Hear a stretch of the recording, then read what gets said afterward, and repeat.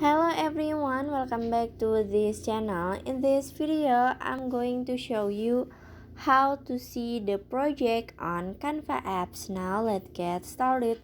First, after you open your Canva apps at the menu, in here you can see Rechange Design, and in here you can see all. So you just click on see all, this one, click on it. Okay, and in here you can see many project on your Canva apps. You can see this is a old project. So that's how to see the project on Canva apps.